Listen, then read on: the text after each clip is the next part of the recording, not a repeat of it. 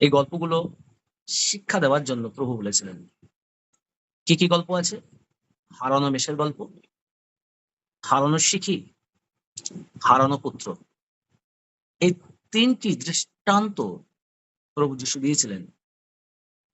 কেন ৩ টি দৃষ্টান্ত পরস্পর দিয়েছিলেন? কারণ এই ৩ টি দৃষ্টান্তের দ্বারা প্রভু বেশিভাবে বোঝাতে চেয়েছে যে এটা খুব গুরুত্বপূর্ণ।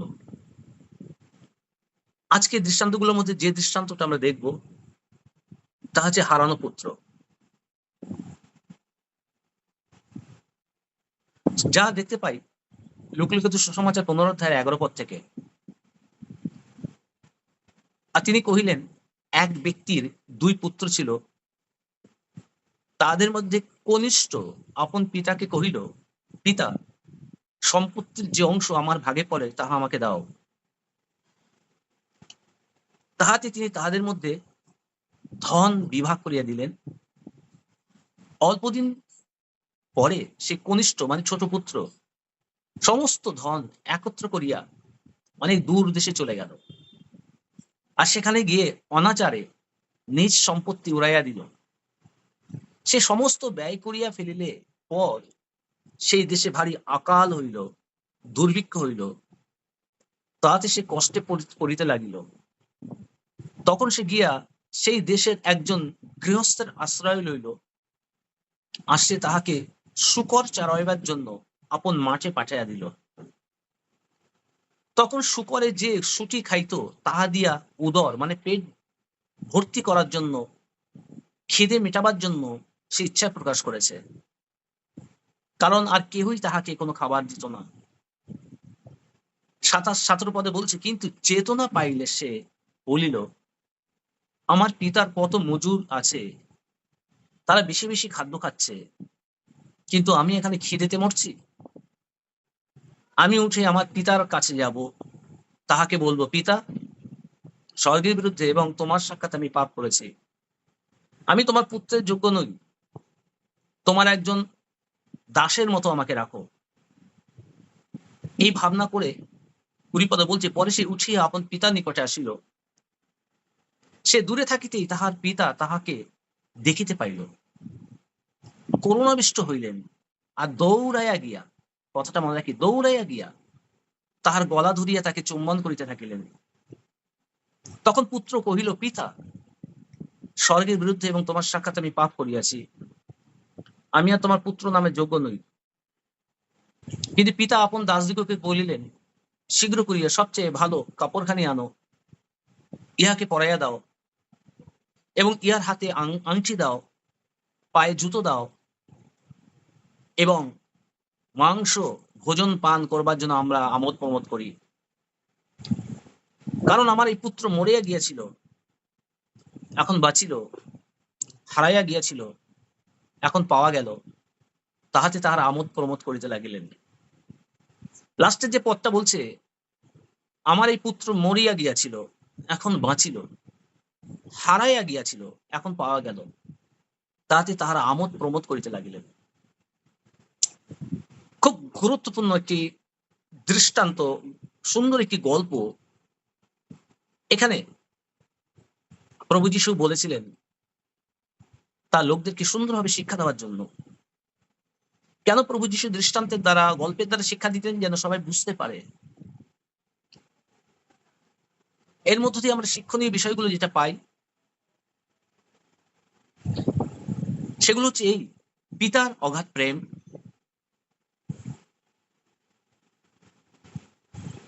ছোট সন্তান সে স্বাধীন হবার ইচ্ছা,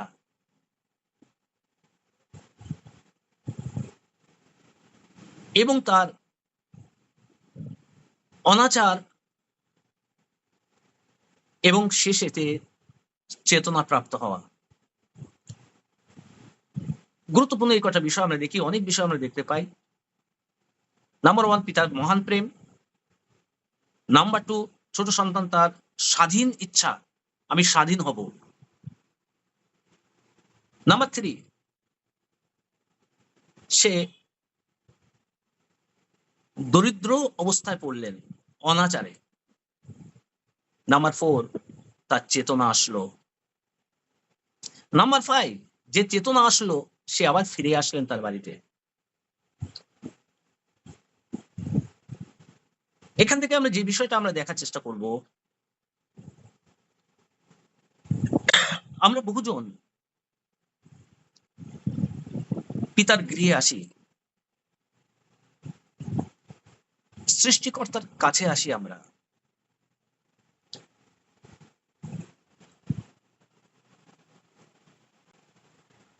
এবং যখন সৃষ্টিকর্তার কাছে আসি,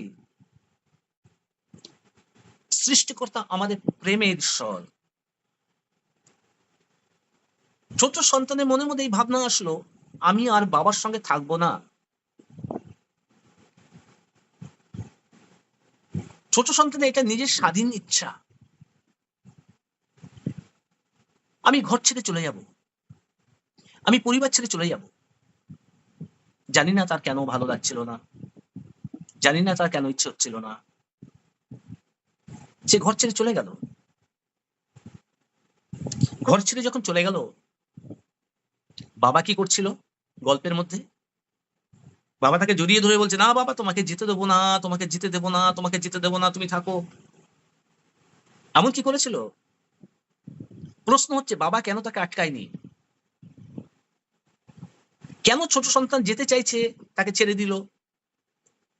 ছোট সন্তান সম্পত্তির, সব সম্পত্তির অর্ধেক দাবি করলো, আমাকে আমার সম্পত্তি দিয়ে দাও, আমার ভাগে যা পড়ে। বাবা দিয়ে দিলেন। বর্তমান সময়ে এরকম কি সম্ভব? হঠাৎ করে মনে করুন আপনার বাবার অনেক সম্পত্তি আছে, আপনারা 2 সন্তান, হঠাৎ করে আপনি দাবি করে বসলেন, বাবা আমার সম্পত্তি আমাকে ভাগ করে দিয়ে দাও।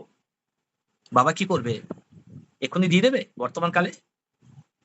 বলছে, না, এখন আমি দেব না, তোমাদের নামেই থাকবে, আমি যখন গত হব তখন তোমাদের হবে, আমি সিস্টেম করে দিয়ে দেবো, কিন্তু তোমাদের হাতে দেবো না। এখন বুদ্ধিমানীরা তাই করে।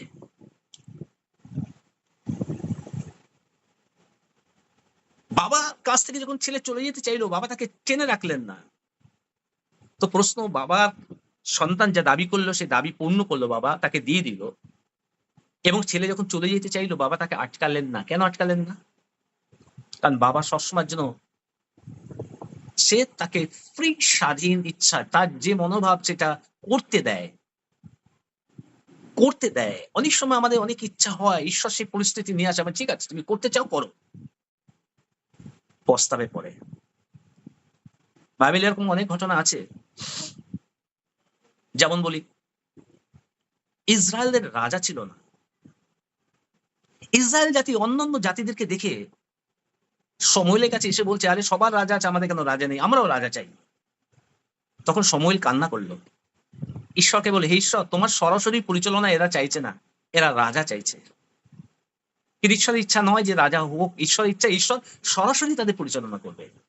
আর এটাই ভালো, ঈশ্বর পরিচালনা, ঈশ্বর যে রাজাদের রাজা, সরাসরি রাজাদের রাজা পরিচালনা করবে। কিন্তু মানুষ তার নির্বুদ্ধিতা, তার অজ্ঞানতা, এই সমস্ত কিছু মানুষ নিকৃষ্ট জিনিস চায়। উৎকৃষ্ট জিনিসটা, উন্নত পর্যায়ের জিনিসটা মানুষ বুঝতে পারে না। ঈশ্বর রাজাকে ছেড়ে দিয়ে তারা জগতের রাজা চাইল। ঈশ্বরের ইচ্ছা নয়। তবু ঈশ্বর কি বললেন জানেন? সমলকে বলে, যাও, ওরা রাজা চাইছে, ওকে রাজা দিয়ে দাও। কিন্তু মনে রেখো, রাজা যদি ওরা নেয় জগতের রাজা, তাহলে এই সমস্যা আসবে। তারা রেডি তো?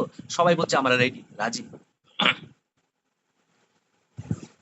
তো এরকম অনেক কিছু আছে, ঈশ্বর না চাইলে ঈশ্বর করতে দেন আমাদেরকে, কারণ আমাদের ইচ্ছা এটা। আমাদের যে এই যে ইচ্ছাটা, ইচ্ছাটা কি সঠিক? অনেক সময় আমরা বেঠিক ইচ্ছা প্রকাশ করি, আমরা ভুল ইচ্ছাকে প্রকাশ করি। ওই ভুল ইচ্ছাটাকে যখন প্রকাশ করি, ঈশ্বর সেটাও হতে দেন আমাদের জীবনে, বল ঠিক আছে তুমি চাইছো তুমি করো। আমরা ভুল পদক্ষেপ নিই, ভুল পরিকল্পনা করি। ঈশ্বর জানেন এই ভুল পরিকল্পনায় আমার পতন হতে পারে, আমার ক্ষতি হতে পারে, কিন্তু যেহেতু আমি ঈশ্বরের কাছে দাবি করছি, ঈশ্বর বলে, ঠিক আছে আমি তোমাকে এটা হতে দিলাম। তার পরিণাম, তুমি রেডি থাকো, তার পরিণাম কি হতে পারে। যখন পরিণাম খুব খারাপ হয়ে যায়, পরিণাম খুব ভয়ানক হয়, তখন আমরা চেতনা প্রাপ্ত হই। কারণ আমরা নিজেদের জ্ঞানে জ্ঞানবান হয়ে যাই, ঈশ্বরকে দূরে রেখে দিয়ে আমরা আমাদের মতো চলতে শুরু করি। ঈশ্বর হচ্ছে জ্যোতি, সেই জ্যোতিকে আমাদের অন্তরে আসতে দেই না। আমরা অন্ধকারের মধ্যে পড়ি, আর অন্ধকারের মধ্যে পড়ে আমরা মনে করি আমি শ্রেষ্ঠ, আমি সব থেকে জ্ঞানবান, আমার উপর আর কেউ নেই, আমি যেটা বলবো সেটাই ঠিক, সেটাই সঠিক, কিন্তু তার পরিণাম খারাপ হয়ে যায়।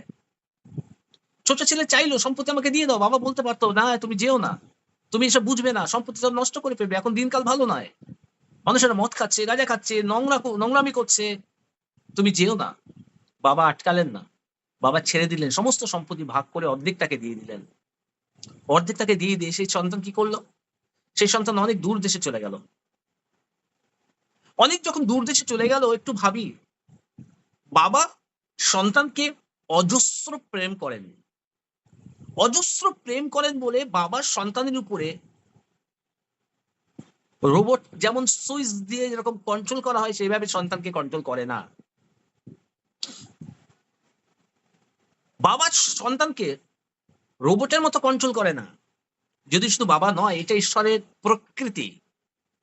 ঈশ্বর যখন মানুষকে সৃষ্টি করেছিলেন, আমরা দেখি ঈশ্বর মানুষকে স্বাধীন চেতনা দিয়ে সৃষ্টি করেছিলেন, স্বাধীন মনোভাব দিয়ে সৃষ্টি করেছিলেন। ঈশ্বর, আমরা অনেক সময় বলি ঈশ্বর চাইলে তো এটা করতে পারে, ঈশ্বর চাইলে তো এটা করে না, ঈশ্বর চাইলে এটা করবে না। কারণ ঈশ্বর আমাদের উপরে স্বাধীন ইচ্ছা দেয়। যেরকম এদন উদ্যানে ফল রেখেছিল, ঈশ্বর জোর করে আটকে রাখতে পারতো, এই ফল টাচ করবে না, এই ফল খাবে না, এই ফল খেলে তোমরা মরবে, আমি তোমাদের খেতেই দেবো না, তোমাদেরকে আটকে রাখলাম, আমি ওই ওই এদন উদ্যানের ফল গাছটার চারদিকে আমি ঘিরে রাখলাম, ওখানে তোমরা টাচ করতে পারবে না, যেতেও পারবে না। ঈশ্বর তো এরকম ভাবে কঠোর ভাবে একটা বেড়া জাল দিয়ে দিতে পারতো। সৎ সৎ জ্ঞানদায়ক বৃক্ষ, জীবন বৃক্ষের চারদিকে কঠোর ভাবে একটা বেড়া জাল দিয়ে দিতে পারতো, মানুষ সৃষ্টি করার পর মানুষ টাচই করতে পারবে না। কিন্তু ঈশ্বর করেন, ঈশ্বর ওপেন রেখেছে। কেন ওপেন রেখেছে? কারণ মানুষ ঈশ্বরকে দিয়ে জোর করে কোনো কিছু করাবে না। মানুষের মধ্যে বুদ্ধি দিয়েছে, জ্ঞান দিয়েছে এবং স্বাধীন ইচ্ছা দিয়েছে। মানুষকে স্বাধীন ইচ্ছা মানে মানুষকে সম্মান দিয়েছে ঈশ্বর। আমি তোমার উপরে ছেড়ে দিলাম, তুমি কি চাও?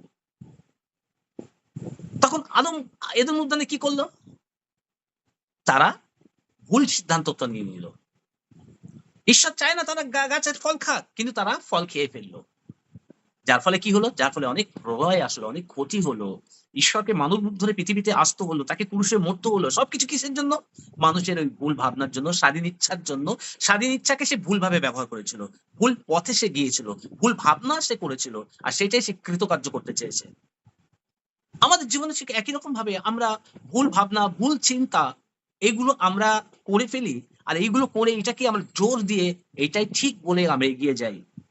তার পরিণাম আমাদের জীবনে খুব ক্ষতি হয়ে যায়, খুব খারাপ হয়ে যায়। যখন পরিণাম খুব খারাপ হয়ে যায়, ধন্য সেই ব্যক্তি। কারণ ঈশ্বর বলে আমি তোমাকে ছাড়ি না, আমি তোমাকে ত্যাগ করি না। ঈশ্বর আমাদের অন্তরে পবিত্র আত্মা পাঠিয়ে দেন, তিনি আমাদের অন্তরে চেতনা দেন। আমাদের অন্তরে চেতনা দেন, তখন আমরা বুঝতে পারি আমার আমার জীবনে এখন কি অবস্থা এসে দাঁড়িয়েছে। ছোট পুত্র যখন দূরদেশে চলে গেল, দূরদেশে চলে যাবার পর সে বুঝতে পারলো সে কি দুর্দশার মধ্যে পড়েছে। তার পাশে হেল্প করার মতো বাবা নেই এখন আর, তার বড়দা তার পাশে নেই, তার পরিবার তার পাশে নেই। বন্ধু বান্ধব ছিল অনেক, যতক্ষণ তার কাছে টাকা ছিল ততক্ষণ বন্ধু-বান্ধব ছিল। কিন্তু টাকা উড়ে গেছে, বন্ধু-বান্ধব ছেড়ে দিয়ে চলে গেছে। সে এখন শুয়োর চড়াচ্ছে একটা বাড়িতে, একটা মালিকের। এবং শুয়োরে যে খাবার খায় সেই খাবারটাকে খেতে হচ্ছে। তুমি ভাবি কত নিকৃষ্ট অবস্থা তার হয়ে গেছে।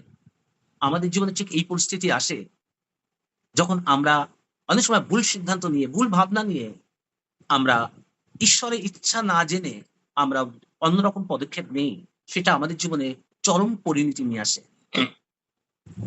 চরম পরিণতি নিয়ে আসে। যখন পরিবারের মধ্যে ছিলে তো ভালো ছিল। পরিবারের মধ্যে যখন ছিলে ছোট সন্তান, তখন সে ছোট সন্তান আনন্দ করত, উল্লাস করত, বাইরে পার্টি হতো, লোকজন আসতো, আত্মীয়স্বজন আসতো, বন্ধু-বান্ধব আসতো। মাঝে, মাঝে খাওয়া-দাওয়া হতো, কারণ তাদের অনেক অগাধ টাকা, তারা হচ্ছে গিয়ে রাজার মতো থাকতো। খুব ভালো চলছিল তাদের জীবনে। খুব ভালো চলছিল। যদি আমরা একটা বাক্য দেখি, সেটা হচ্ছে গিয়ে প্রকাশিত বাক্য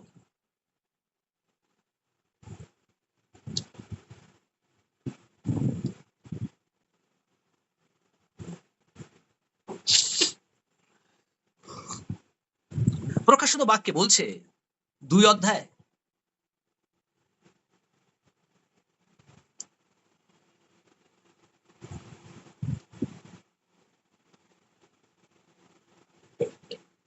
তোমার ধৈর্য আছে, আর তুমি আমার নামের জন্য ভার বহন করিয়াছ, ক্লান্ত হও নাই।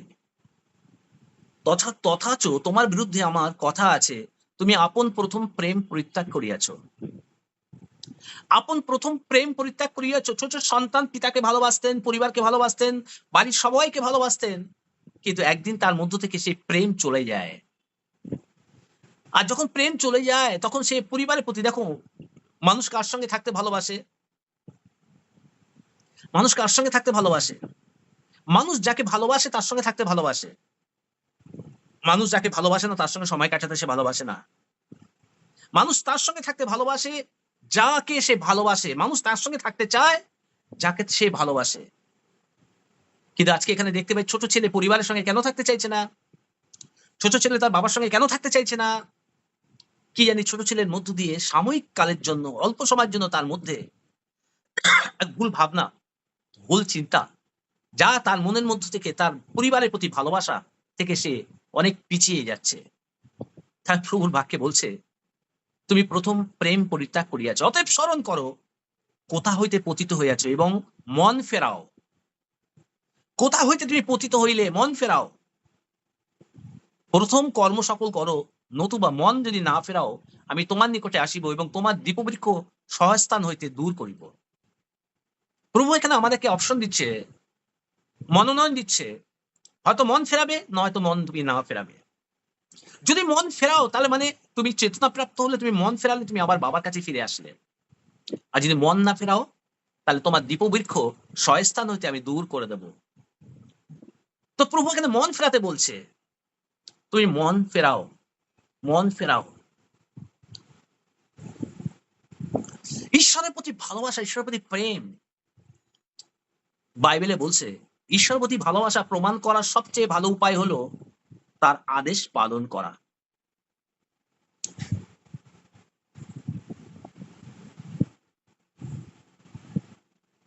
ঈশ্বরের প্রতি ভালোবাসার সবথেকে বিশেষ প্রমাণ, আমি কি ঈশ্বরকে ভালোবাসি? যে যার সঙ্গে ভালোবাসে সে তার সঙ্গে সময় কাটাতে চায়। আমি কি ঈশ্বরকে ভালোবাসি? যে যাকে ভালোবাসে তার সঙ্গে সময় কাটাতে চায়, যে যাকে ভালোবাসে না সেখানে সে আসবে না, সেখানে সে আসবে না, সে নিজেকে দূরে রাখবে।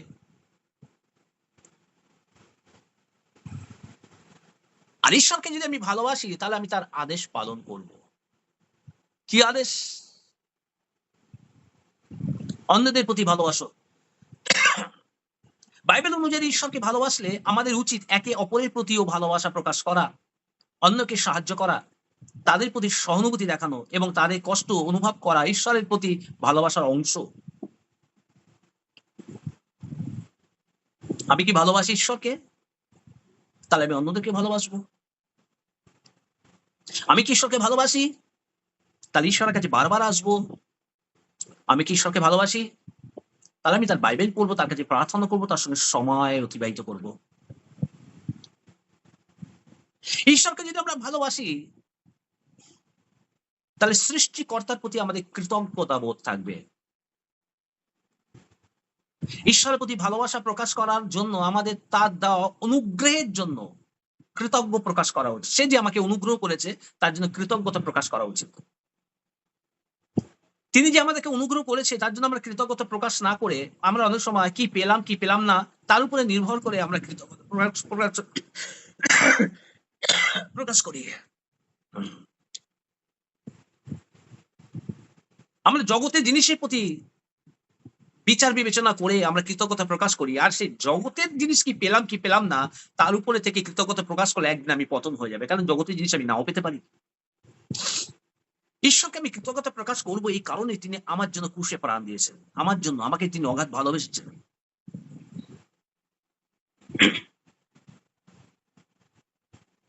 ঈশ্বরের প্রতি বিশ্বাস স্থাপন করো, তার প্রতি আস্থা রাখো, তার প্রশংসা করো, তাকে ভালোবাসার প্রমাণ, তার প্রতি বিশ্বাস রাখা ভালোবাসার প্রমাণ, তার প্রশংসা আরাধনা করা ভালোবাসার প্রমাণ।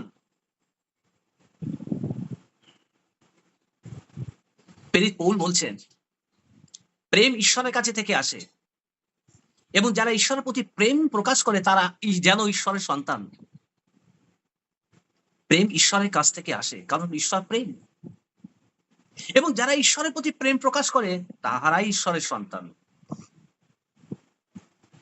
ঈশ্বরের প্রতি প্রেম আমার আছে। ঈশ্বরের প্রতি প্রেম যদি থাকে, তাহলে ঈশ্বরের কাছে আমরা আসবো সবসময়ের জন্য, অন্যদেরকে নিয়ে আসবো, অন্যদেরকে সাহায্য করব ঈশ্বরের সামনে আসার জন্য, তার বাক্য শোনার জন্য। এটা প্রকাশ করে আমি ঈশ্বরকে ভালোবাসি।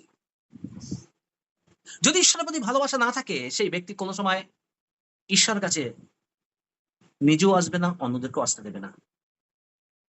যিশু বলেন, তোমরা সমস্ত মন, প্রাণ এবং শক্তি দিয়ে তোমার ঈশ্বরকে ভালোবাসো। পেরি জোহন বলছেন, যদি কেউ বলে আমি ঈশ্বরকে প্রেম করি, ভালোবাসি, কিন্তু তার ভাই এবং বোনকে ঘৃণা করে, তবে সে মিথ্যাবাদী। খুব গুরুত্বপূর্ণ বাক্য এটা। যদি আমি ঈশ্বরকে ভালোবাসি কিন্তু আমি আমার ভাইকে, আমার বোনকে আমি ঘৃণা করছি, কাকে আমি ঘৃণা করছি? প্রভুর বাক্য বলে, তুমি তো আমার শত্রুকেও প্রেম করো। এটাই আমাদের জন্য খ্রিস্টীয় প্রকাশ। আমরা খ্রিস্টীয়। যে আমাকে ভালোবাসে তাকে যদি ভালোবাসি, তাহলে ভালোবাসার এমন কিছু কৃতিত্ব আমি দেখালাম না। যে আমাকে ভালোবাসে না, যে আমার শত্রু, তাকে ভালোবাসাই হচ্ছে ঈশ্বরের প্রেম। যার মধ্যে ঈশ্বরের প্রেম আছে, তাকে সে যে ভালোবাসে না, তার যে শত্রু, সে তাকেও প্রেম করবে, তার প্রতি সে ভালোবাসা রাখবে। সুতরাং বাইবেল অনুসারে ঈশ্বরের প্রতি ভালোবাসা প্রকাশের জন্য আমাদের উচিত তার আদেশ পালন করা, অন্যদের প্রতি ভালোবাসা প্রকাশ করা এবং অনুগ্রহের জন্য কৃতজ্ঞতা প্রকাশ করা। খুব গুরুত্বপূর্ণ।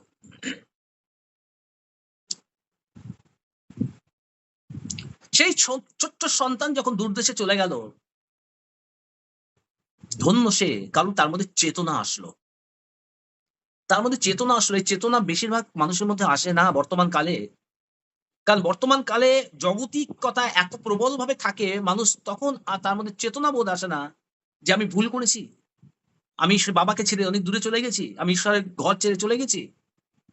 আমি আমি আমি আমি স্নেহময়ী প্রেমী পিতার ঘর ছেড়ে চলে গেছি। এগুলো নয়।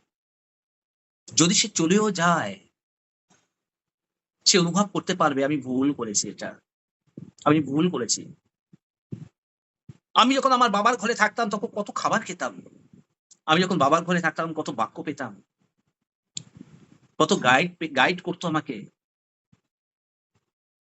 কিন্তু আমি বাবার ঘর থেকে দূরে চলে গিয়ে এখন সেই গাইড আমাকে কেউ করে না। বহুজন আছে প্রভুর ঘর ছেড়ে দিয়ে দূরে চলে গিয়ে সে একা হয়ে গেছে। মনে রাখি, তোমার বাবা তোমাকে যতটা ভালোবাসবে, অন্য বাবা সেই ভালোবাসা দেবে না। তোমার বাবাই তোমাকে সর্বশ্রেষ্ঠ প্রেম করতে পারে। তাই নিজের বাবাকে ভালোবেসো, নিজের বাবাকে বেশি প্রেম করো। বাবা হচ্ছে কি ঈশ্বরের প্রতিনিধিত্ব করে। আমরা ঈশ্বরকে দেখতে পাই না, কিন্তু ঈশ্বরের প্রতি ভালোবাসা তার বাক্যের মধ্য দিয়ে আমরা বুঝতে পারি তিনি আমাদের জন্য কি করেছেন। তাই আমাকে তাকে ভালোবাসতে হবে।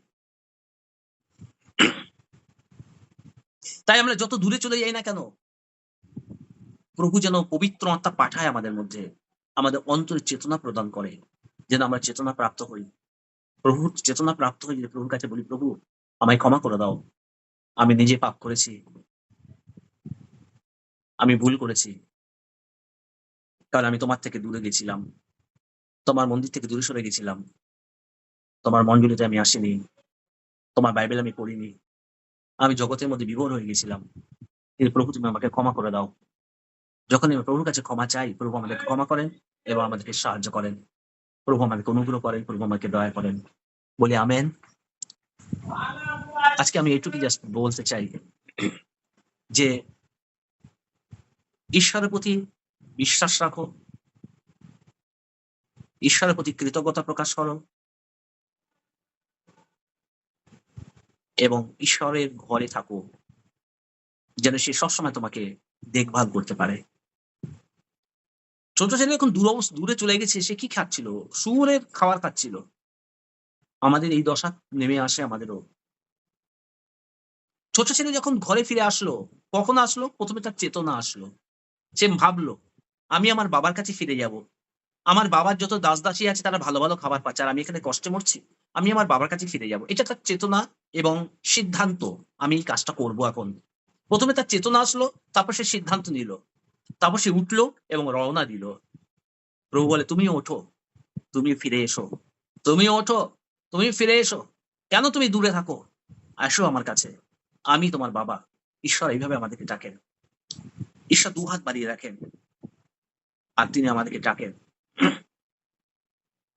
একটা গান আছে না, मेरे बेटे तू सुन, मेरे बेटे तू सुन, क्यों दूर में रहता है, आ मेरे पास आ, यीशु बुलाता तुम्हें, यीशु बुलाता तुम्हें। हालेलुया। বাবা বলেন, তুমি কেন দূরে আছো? ফিরে এসো, প্রভু তোমাকে ডাকছেন। ডুবে যেও না জগতের মধ্যে, অন্ধকারের মধ্যে। যদি সরে যাও তুমি ডুবে যাবে, পতন হয়ে যাবে। ঘরে থেকো, প্রভুর জ্যোতিতে চলো, প্রভুর আলোতে চলো, তার প্রজ্ঞা, তার জ্ঞান পরিপূর্ণ হও এবং পবিত্র আত্মার পরিচালনা নাও। দিন রাত আরাধনায় লিপ্ত থাকো এবং প্রভুকে প্রশংসা দাও, ধন্যবাদ দাও। বাইবেল পড়ে তার গাইডেন্স নাও এবং তার পথে চলো। দেখবে প্রভু তোমার জীবনে অনেক আশীর্বাদ করবে। মনে রাখি, মনে রাখি, ভুল ভাবনা আমাদের মধ্য থেকে যদি প্রকাশ করি, সেই ভুল ভাবনাকে ঈশ্বর আমাদেরকে অনুমতি দেন হওয়ার জন্য। যদি ভুল ভাবনা আমরা সিদ্ধান্ত নিই, ঈশ্বর অনুমতি দেন ভুল ভাবনাটা আমাদের জীবনে হওয়ার জন্য, যেন ওইটা হওয়ার পর আমাদের কি পরিণত হয় সেটাও ঈশ্বর দেখিয়ে দেন। ছোট ছেলে ভুল ভাবনা নিয়েছে আর দেখিয়ে দিয়েছে কি পরিস্থিতি হয়েছে। যখন সে রিটার্ন আসছে তখন সে বুঝতে পেরেছে। বাড়িতে যখন ছোট ছেলে আসলেন, বাবা কি করলেন? লেখা আছে বাবা দৌড়ে গেলেন, দৌড়ে গিয়ে তাকে গলা ধরিয়ে তাকে চুম্বন করতে লাগলো। কি মনে হয় ছোট ছেলে যখন ঘরে ফিরে এসে তার শরীরটা কি অবস্থা ছিল? সুন্দর পোশাক পরা ছিল আগের মতো? আগে তো সে রাজ পোশাক পরে ঘর থেকে বেরিয়েছিল। কিন্তু যখন রিটার্ন এসছে সে ভিখারির বেশে এসেছিল। বড়, বড় দাড়ি হয়ে গেছে, গায়ে গন্ধ হয়ে গেছে, কারণ শুয়োরের কাজ করত। বাবা কিন্তু দূর থেকে সেও যে অপেক্ষায় ছিল আমার ছেলে ফিরে আসবে। সে কিন্তু দৌড়ে গিয়ে বাবার ছেলেকে জড়িয়ে ধরে তাকে চুম্বন করতে লাগলো এবং তাকে পূর্ব অধিকার ফিরিয়ে দিল। আমাদের বাবা হচ্ছে এমন। তিনি আমাদের বলে না তুমি ক্ষতি করেছো এর জন্য তোমাকে আর কিচ্ছু দেব না। প্রভু বলে তোমার ক্ষতি আমি ক্ষতি বলে গণ্য করলাম। তোমার ক্ষতি হয়েছে আমি তোমাকে পূর্ণ করে দেব। আমার ভান্ডার অনেক বড়। পিতা ঈশ্বর আমাদেরকে পরিপূর্ণভাবে আশীর্বাদ করেন। যতই আমরা ক্ষতি করে ফেলি, আমরা ক্ষতি করি কারণ আমাদের ভুল সিদ্ধান্ত আমরা ক্ষতি করি। আমরা কিসের ক্ষতি করি? বাবারও ক্ষতি করার চেষ্টা করে ফেলি। ঘরের ক্ষতি করে ফেলার চেষ্টা করি। তাই না? ছোট ছেলে বাবার সম্পত্তি নিয়ে চলে গেছে। এটা ক্ষতি করেছে। কিন্তু যতই ক্ষতি করুক, বাবা তাকে আবার রিটার্ন দিয়েছে সমস্ত কিছু। তাই প্রভু বলেন, "ফিরে এসো, ফিরে এসো, ফিরে এসো। তোমাকে পরিপূর্ণভাবে আমি আশীর্বাদ করব। দেখো, আমি তোমার ঈশ্বর। আমি তোমাকে প্রেম করেছি। আমি তোমাকে ভালোবেসেছি। আমি তোমাকে ছাড়ব না। আমি তোমাকে ত্যাগ করব না। কোনো মতেই না।" সকলে বলি আমেন, আমেন। আসুন আমরা শেষ প্রার্থনায় যাই। প্রভু তোমায় ধন্যবাদ দিই আজকে এই সময়ের জন্য। প্রভু তোমার বাক্য আজকে যা শুনলাম প্রভু গো, এই বাক্যের প্রতি আশীর্বাদিত করো। আমাদের সকলকে সাহায্য করো যেন আমরা সচেতন থাকি, সজাগ থাকি। কোনো মতেই যেন প্রভু তোমাকে ছেড়ে না চলে যাই, তোমার ঘর ছেড়ে না চলে যাই। প্রভু তুমি আমাদেরকে আশীর্বাদিত করো। আমাদের সঙ্গে, সঙ্গে থাকো। যদি আমরা অনেক দূরে চলে গেছি, কে চলে গেছি, প্রভু তুমি তাদের চেতনা প্রদান করো প্রভু গো, যেন তারা অনুভব করতে পারে যে তোমার কাছে থাকা আমাদের প্রয়োজন আছে। ধন্য তোমার নাম। প্রভু সকলকে তোমার কাছে রাখি, সকলের সহবৃত হও, সকলের সঙ্গে, সঙ্গে থাকো, সকলকে আশীর্বাদিত করো। প্রভু তোমার উপস্থিতি সকলের সহবৃত হোক, তোমার পবিত্র আত্মার উপস্থিতি সকলের সহবৃত হোক। অদ্বৈত চিরকালের জন্য, সর্বসময়ের জন্য যিশুর নামে প্রার্থনা করি। প্রভু যদি কেউ অসুস্থ আছে, পীড়িত আছে, অসহায় আছে, তুমি তাকে সাহায্য করো। প্রভু গো তুমি সাহায্য করো প্রভু। আমারও জ্বর রয়েছে প্রভু গো। প্রভু কি সমস্যা হচ্ছে প্রভু শরীরে। কিন্তু প্রভু তোমার কাছে প্রার্থনা করি তুমি আমায় সুস্থ করো প্রভু গো, যেন আমি সুস্থ হয়ে যেতে পারি। প্রভু তোমার কাছে প্রার্থনা করি নাসরতীয় যীশু খ্রিস্টের নামে। Amen, amen, amen.